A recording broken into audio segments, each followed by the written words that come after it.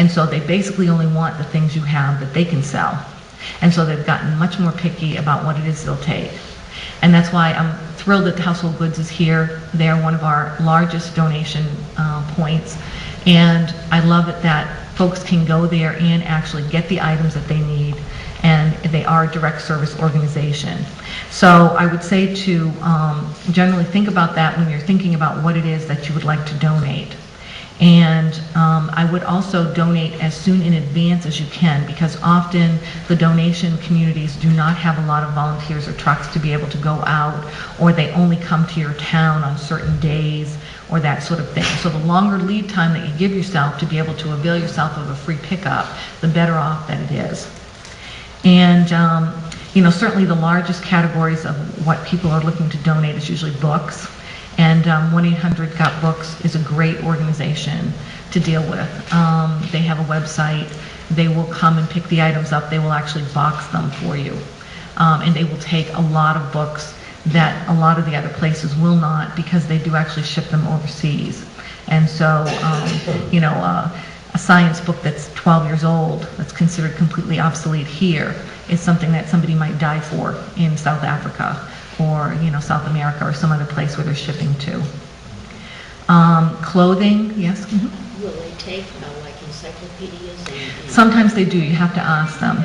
I'm sorry, it was, okay. All right, sorry, thank you. The question was, will they take encyclopedias? I would ask them, tell them exactly what kind you have. There's certain ones they will, and certain ones they will not. And it's kind of also like the Everyone Saved National Geographic.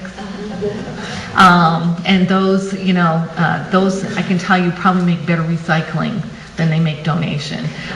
It's just, you know, the problem with it is they're volumes and volumes, and you can get it on a $29.95 CD that only takes up this much space right now. So, you know, the idea for libraries and other places to be able to devote that kind of shelf space to something that somebody can reference on a CD, as much as the pictures are beautiful to look at, it's still, you know, those are kind of better recycling. Yeah. In Lincoln, people should consider donating their books to Friends of the Library. Mm-hmm. And do they have any restrictions? I mean, I know each town's a little different. Like, is it Yeah. only certain weekends they collect on? no, they collect from 7 in the morning till 7 at night at Hartwell in the main building. Okay. And they don't take textbooks, and they don't take musty books. Right. Anything that's been in the basement is probably best to go out. Yeah. Thank you. Yes. Yeah, do you know anything about Big Brother, Big Sister?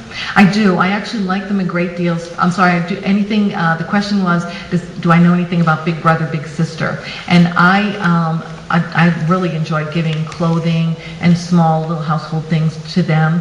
And again, normally they'll call you and they're saying, we're going to be in your neighborhood on this day. You know, would you like us to come and do a pickup there? Right. And the other one that's good too is the veterans. And the one thing to keep in mind with them is that they will only take what one person can lift. So they will take small furniture items, occasional tables, side chairs, things like that, but it has to be something one person can lift, because they usually just send one guy out with the truck. So it's kind of limited that way. Okay. Yes. I'm sure you have to be going to other speakers, but I just wanted to ask, since you've been doing this, you know, this is just so shocking, I think, in a way for people to find out that if they do, you know, move to assisted living or something, that their possessions that they spent so much money on and it's so important to the family would be sold for like $200. You know, do you have any overview of how people who we work with just kind of come to peace with this and just let go and say, okay, that was my life then and now, so that you don't have to get all upset if the Salvation Army doesn't want your clothes and stuff like that? Right, so you're basically asking in terms of the psychological issues revolving around the downsizing and parting with things. What I normally work with folks is, you know, I think they're initially shocked, and sometimes they don't even believe me, and they, you know, they call 5 people to find out if I'm really telling them the truth or not. But eventually, what it comes down to is it's part of the reality, and frankly, to wrap yourself up in the things that are going away, as opposed to focusing on the things that you're taking with you and the life that you're going to, is really not a good use of energy. And that's pretty much how we get folks to focus on, we need to focus on what's going to happen as you go out, not as you're staying here. And that's really the focus. It is what it is, and, you enjoyed it for how long, for all this time. What I actually tend to find is that people don't get as upset about that as much as they do that their kids and grandkids don't want their stuff. Yeah, that tends to be more the thing. And I just say, think about, if you think about it, there's probably some things maybe from Grammy that you've got in your house that you like, but there were probably just as many things that Grammy tried to give you that you said, man, I don't really like that so much. So it's just kind of a continuing of the generations. Yes? Do you have any comment on the methods that IRS will recognize for pricing these things on a charitable Yes. contribution deduction? Yes, and so the question was, how does the IRS recognize a valid contribution dollar amount?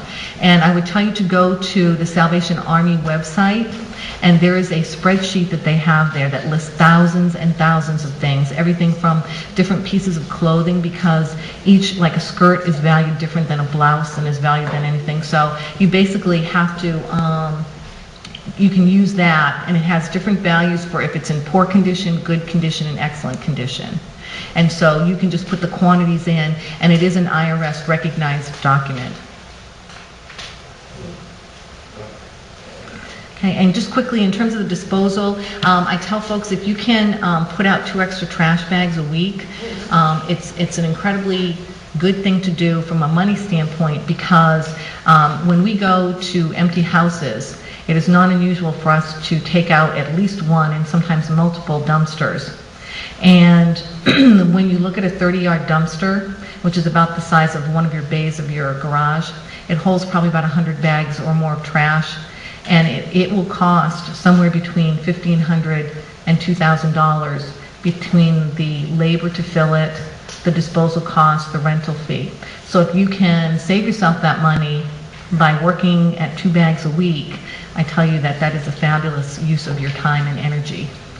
Yes. In terms of ecologically safe ways to get rid of things like disc, CD, DVR, all that tape stuff that really shouldn't be going into the incinerator.